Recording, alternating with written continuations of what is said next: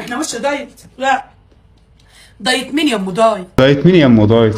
عايز تعملي لي دايت انا حاسه انها بترمي كلام. على اللي بيعملوا دايت؟ مش عليا انا اكيد. مع انك نفسك تعملي دايت. انا كل يوم بعمل دايت. ما انا عارف اهو، على يدي. ولا نشوفوش ولا نمشي عليه. احنا ما نحبش حاجه اسمها دايت. بعد اذنك ما تجيبيش السيره دي بالدايت. السيره دي بتعدق الدرجات الدايت وحش؟ بتنرفزها. انت شايفه تنرفزها ازاي لما قالت لها الدايت ما دايت؟ مش عايزه تخس. شفت ليه بقى؟ شفت ليه انا بقول لك اعمل دايت وبرجع اكل تاني؟ بتتعصبي؟ لا، عشان خاطر الدايت ده مش كويس. الواحده تحرم نفسها ليه؟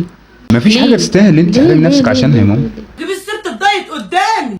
السيره دي ما بحبهاش. عيب عليك بتقولي دايت. عيب عليك، اضرب يا معلم، انت مالكش دعوه، انت مالكش دعوه بالدايت انت. ايام امي وامك وستي وستك كان في حاجه اسمها دايت؟ مش فيه والله. كان فيه؟ لا. طيب خلاص، انت اخر مره النهارده اقول لك ان انا هعمل دايت. ما تقولهاش تاني لو سمحتي.